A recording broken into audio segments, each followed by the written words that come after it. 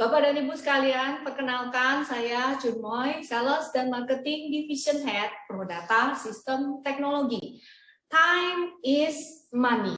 Ada cara yang lebih cepat untuk dapat memahami solusi Managed Engine, yaitu dengan meluangkan waktu maksimum 30 menit saja. Nah, Prodata Education Video sudah tersedia untuk solusi Service Desk Plus, AD Audit Plus, AD Manager Plus, Endpoint Central, Active Directory Management, Vulnerability Manager Plus, and coming soon other videos. Semua presentasi kami dikemas dalam bahasa yang mudah dipahami. Tunggu apa lagi? Let's get started.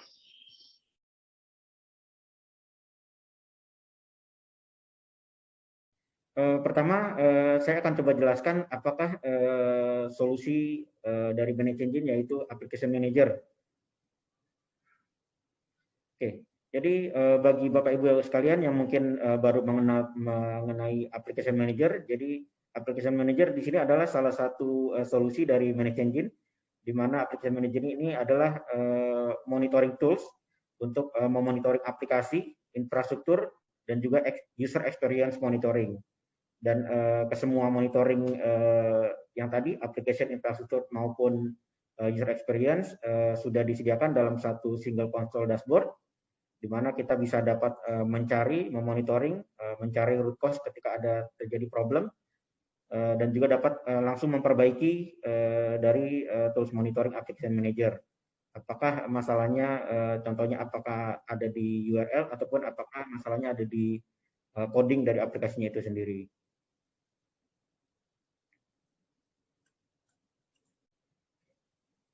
Application Manager terdiri dari banyak fitur di dalamnya ya. Jadi berikut ini salah satu atau beberapa fitur yang disediakan di Application Manager.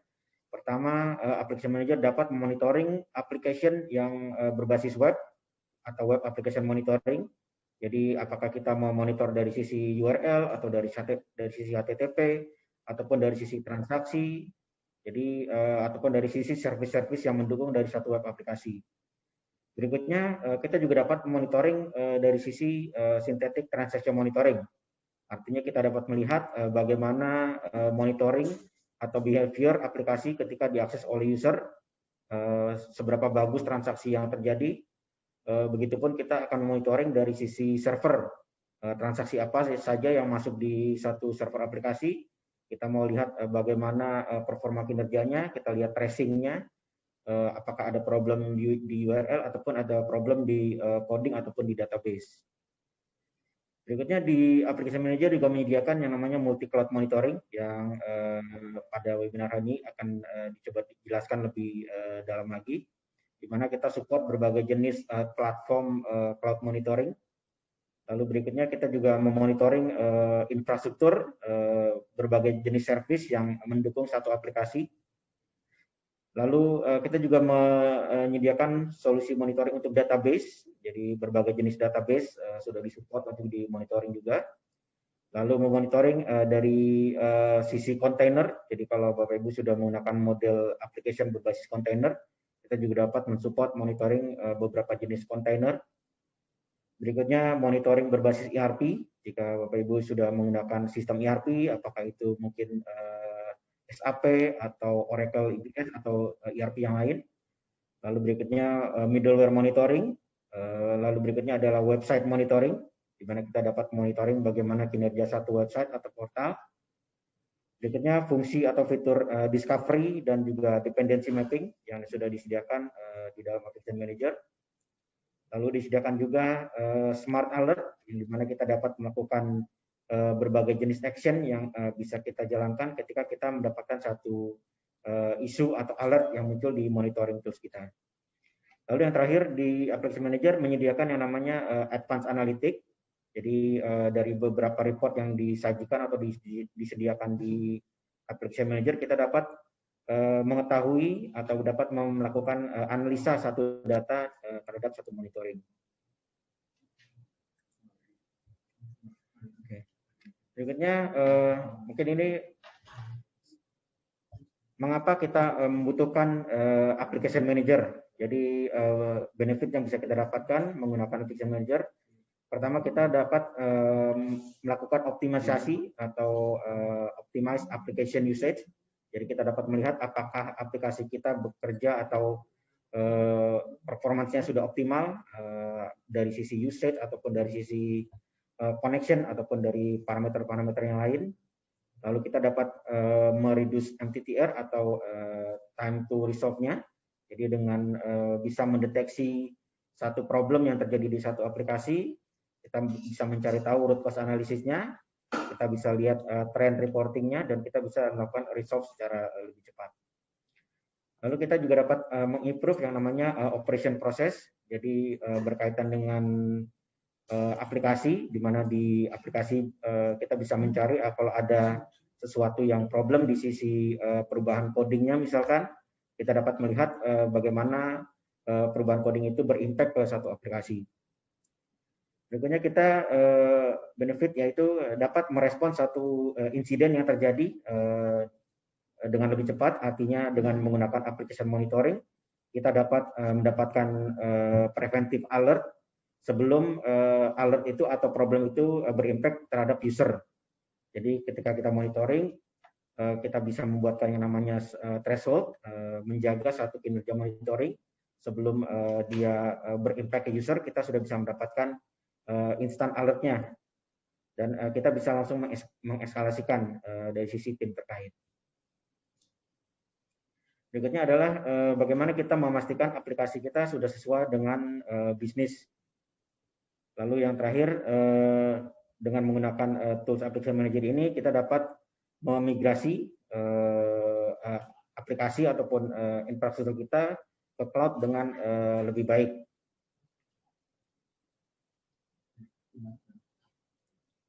Berikutnya kita mulai bisa lihat bagaimana kita melihat sudut pandang dari cloud atau cloud solution.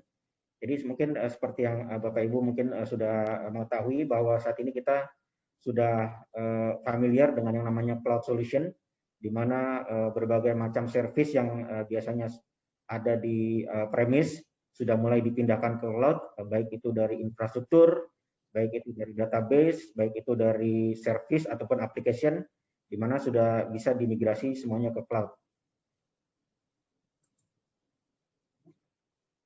Jadi cloud sendiri dia memiliki ada yang namanya kelebihan dan kekurangan. Jadi pertama dari sisi kelebihan dari cloud itu sendiri, ini kita bisa lihat bahwa pertama dengan menggunakan cloud kita dapat mengekspand satu capacity dari infrastruktur kita sesuai dengan kebutuhan company. Jadi ketika kita membutuhkan expand dari sisi server, expand dari aplikasi atau storage, kita dapat mengekspand sesuai kebutuhan, dan dari sisi cost juga akan menyesuaikan dari pay as you go seperti itu.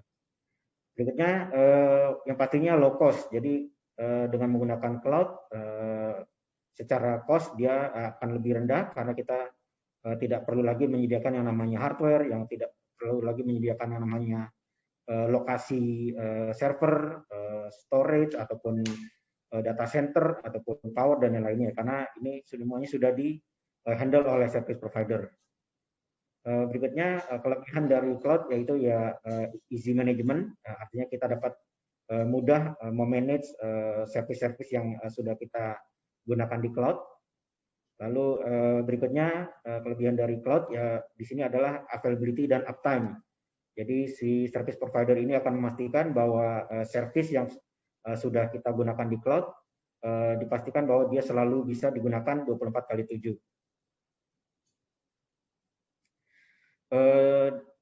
Di balik tadi ada kelebihannya, kita melihat di sini kekurangan dari dari public cloud. Pertama, dia di sini ada dari security dan juga privacy, di mana ketika kita menggunakan public cloud, kita tidak punya lagi yang namanya visibility di belakang dari infrastruktur yang kita gunakan di cloud. Terus berikutnya kekurangan dari cloud itu sendiri yaitu compromise reliability. Jadi kita hanya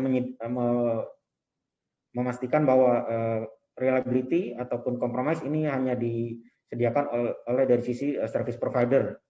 Jadi ketika terjadi satu compromise ataupun ada satu downtime yang dimana ini tidak bisa kita prediksi sebelumnya. Terus berikutnya kekurangan dari public cloud yaitu kita tidak bisa melakukan customize yang sesuai dengan kebutuhan. Di sini karena biasanya dari service provider sudah menyediakan standar dari masing-masing service yang mereka provide. Gitu. Berikutnya yaitu unchecked spending. Ini kemungkinan adanya cost tambahan di luar dari cost yang basic yang biasanya kita bayar ke service provider. Oke. Di luar tadi kelebihan dan kekurangan cloud solution, mungkin ini beberapa pertimbangan kenapa kita membutuhkan cloud solution. Pertama, kita melihat dari sini bahwa kita bisa memindahkan computing solution dan juga storage solution kita ke cloud. Lalu juga dari sisi security sudah disediakan dari sisi service provider, lalu mudah dimigrasi, menyediakan yang pastinya disaster recovery, lalu disediakan juga yang namanya process automation, visibility, dan juga yang terakhir fleksibel untuk di-expand. Oke. Jadi tadi mungkin sekilas mengenai bagaimana cloud solution. Berikutnya kita melihat bagaimana application manager dapat menghandle cloud monitoring di dalam application manager. Jadi normalnya kita application manager sudah menyediakan tools monitoring, baik itu yang premise ataupun yang cloud, di mana infrastruktur berbagai jenis yang bisa kita monitor.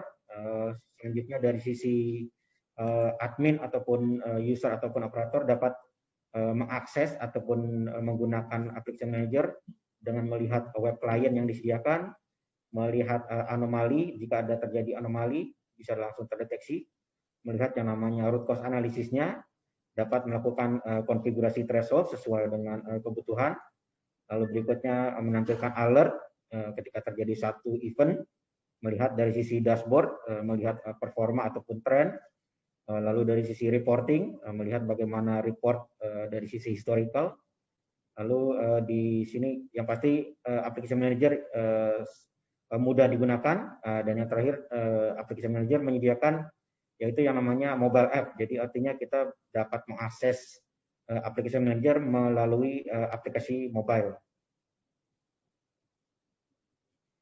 Oke. Jadi berikutnya dengan application manager kita dapat memonitoring cloud solution. Lalu apa saja yang bisa kita dapatkan yang disediakan oleh application manager mengenai cloud solution.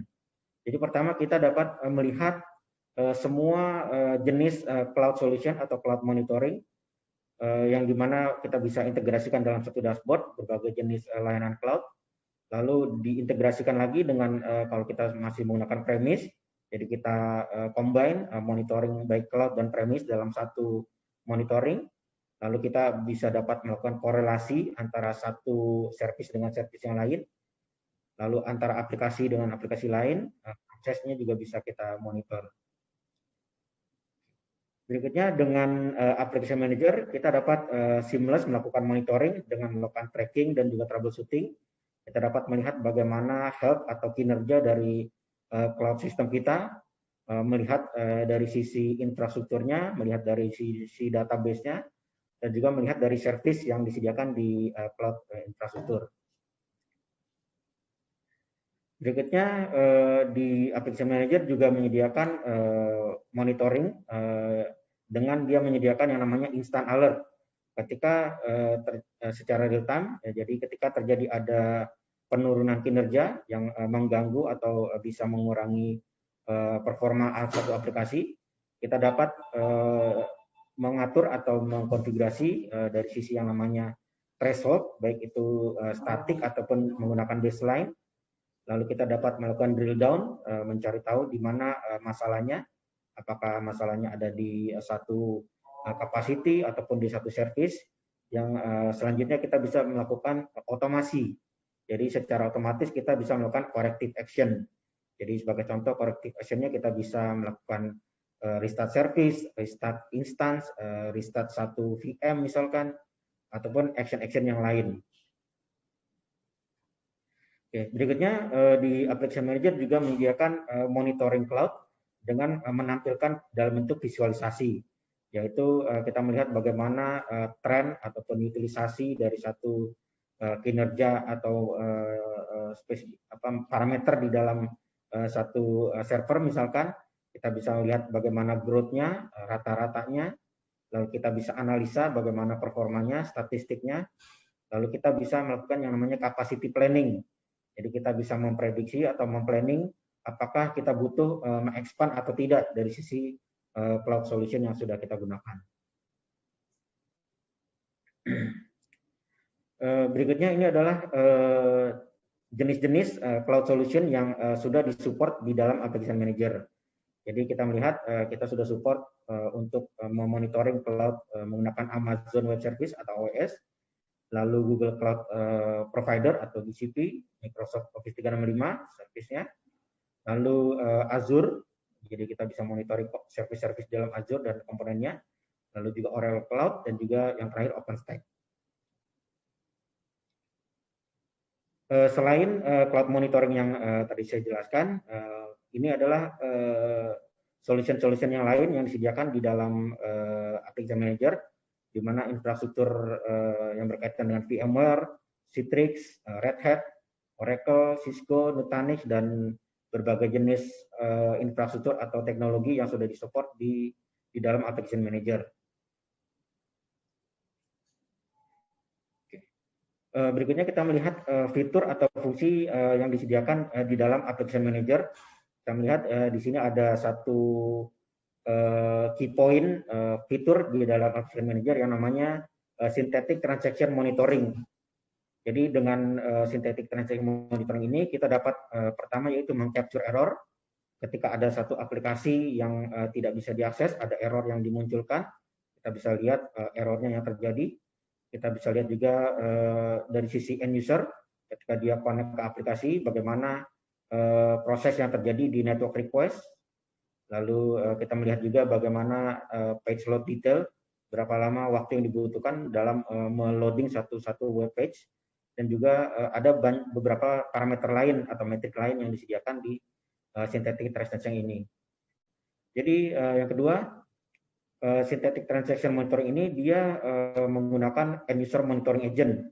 Jadi dengan memasang satu agent di salah satu user yang kita ambil secara sampling, kita pasang mungkin bisa di cabang misalkan, di mana agent ini akan bekerja untuk mengecek availability dan juga performance dari aplikasi yang tercentralized. Jadi kita bisa melihat bagaimana behavior dari end user ketika dia mengakses ke aplikasi. Kita melihat di sini bagaimana hierarki atau journey dari end user monitoring tadi atau transaction monitoring tadi. Jadi kita asumsikan kita di sini punya ada 3 branch office, di mana kita sudah memasang agent-agent di salah satu komputer yang ada di branch office. Di sini kita akan mensimulasikan bahwa user akan menggunakan atau mengakses aplikasi dengan menggunakan berbagai jenis browser, contohnya mungkin Firefox, Chrome, atau Edge. Jadi ketika user kita simulasikan untuk akses aplikasi, agent akan bekerja, lalu akan melakukan yang namanya monitoring atau web transaction recorder. Berikutnya hasil dari monitoringnya itu sendiri kita dapat akses atau kita bisa lihat di dashboard Application Manager.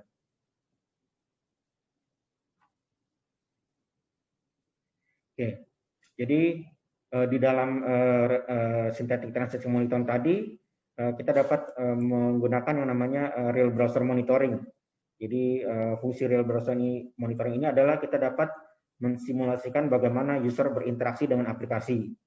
Lalu kita dapat memonitor secara real time performa dari satu website dari berbagai lokasi yang kita tentukan nantinya.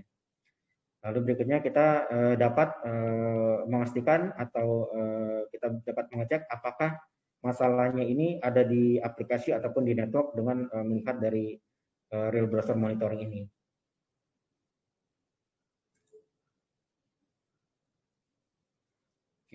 Berikutnya, kenapa kita butuh synthetic transaction monitoring? Pertama, di dalamnya dia sudah menyediakan yang namanya playback script, di mana kita dapat mensimulasikan bagaimana user ketika mengakses aplikasi, dia bisa melakukan playback activity yang dilakukan, baik dari keyboard yang dimasukkan ataupun mouse yang digerakkan oleh user. Lalu kita dapat mengukur SLA dari berbagai lokasi dari aplikasi yang kita monitor. Kita dapat melihat bagaimana user atau customer mengakses ke aplikasi, apakah optimize. Lalu yang terakhir kita dapat melihat atau mengisolasikan apakah masalahnya ini terjadi di satu area tertentu aja. Dan kita bisa dapat melakukan resolve di area tertentu aja. Oke, tadi sekilas mengenai synthetic transaction monitoring. Berikutnya kita masuk, kita melihat bagaimana cloud solution yang disediakan di Application Manager. Di sini saya akan coba jelaskan atau menampilkan apa saja yang bisa kita dapatkan untuk monitoring menggunakan Amazon dan juga Azure. Oke, untuk Amazon Web Service sendiri kita sudah support memonitoring berbagai jenis service, mulai dari computing engine-nya itu sendiri, lalu kita monitoring juga dari sisi container, kita juga support monitoring untuk database menggunakan RDS atau DynamoDB, kita monitoring juga dari sisi load balancing-nya, baik itu application load balancing ataupun network load balancing-nya, kita monitoring juga storage di dalam satu Amazon Web Service, kita monitoring notification, QA messaging-nya, dan juga terakhir billing-nya. Oke. Kurang lebih ini konfigurasi bagaimana data yang bisa dikolek mengenai monitoring terhadap Amazon Web Service. Jadi kita dapat monitoring berdasarkan instance ID-nya, kita dapat dapatkan alert ketika ada service atau EC2 yang di-terminate, lalu service-service atau activity lain atau event lain yang bisa kita enable secara alert. Jadi ketika ada satu event tertentu yang terjadi di service, kita bisa dapatkan alertnya atau notifikasinya.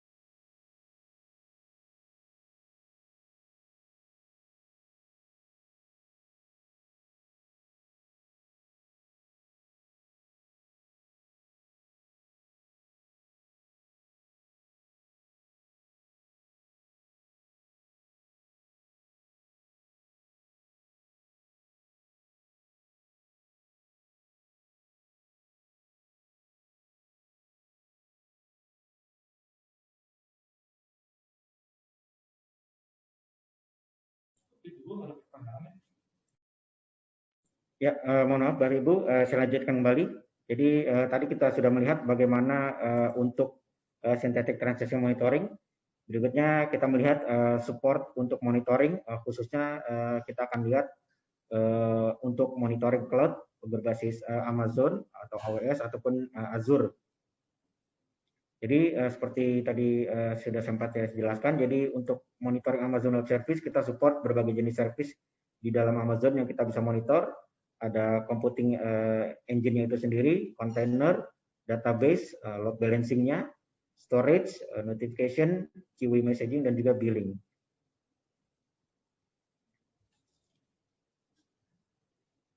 Berikutnya monitoring supporting untuk Microsoft Azure. Jadi kita juga bisa monitoring service-service yang disediakan di cloud menggunakan Azure. Pertama mulai dari virtual machine yang ada di Azure, lalu kita monitoring SQL database yang ada di Azure, lalu kita monitoring juga service basisnya, dan juga yang terakhir kita monitoring dari sisi storage-nya.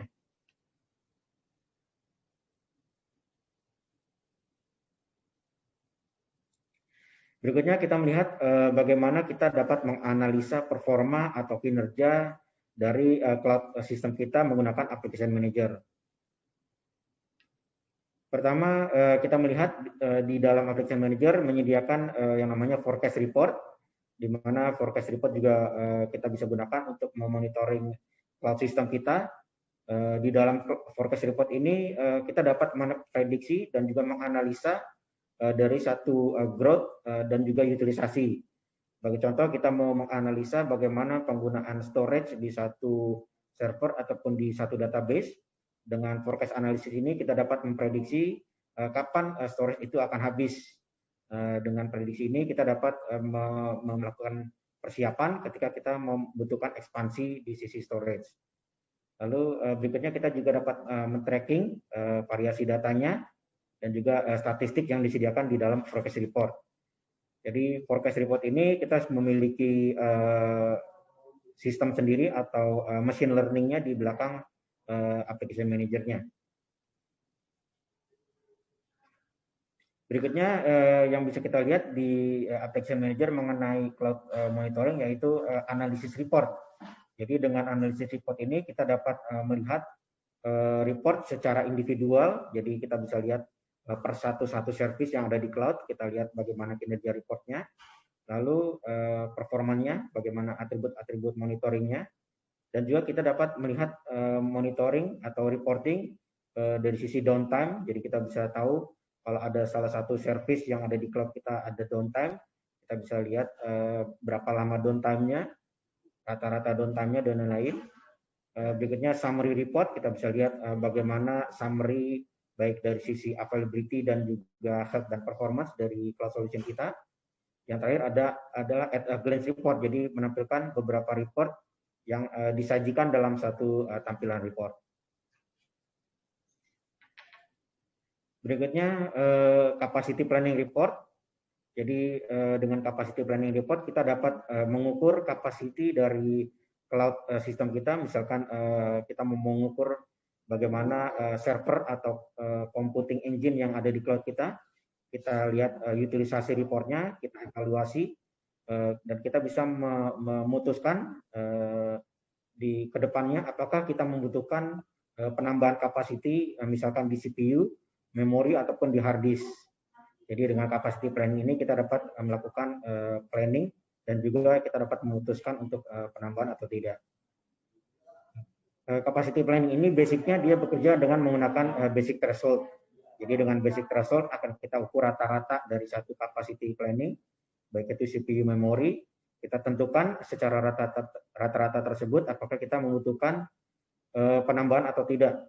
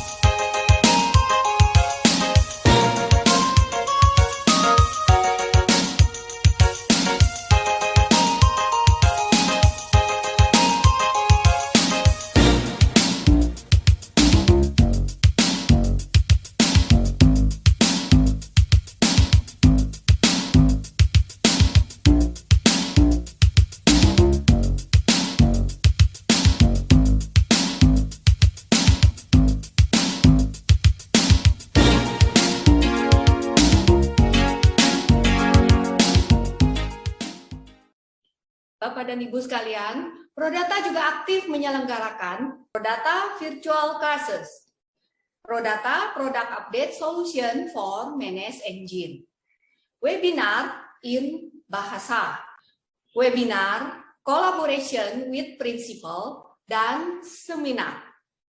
Kesemuanya ini pastinya akan membawa banyak sekali manfaat, khususnya untuk Bapak dan Ibu sekalian yang sudah IT minded. Nah, Bapak dan Ibu dapat memfollow Prodata, LinkedIn, Prodata YouTube, Prodata Instagram, agar jangan sampai ketinggalan latest update news dari kami.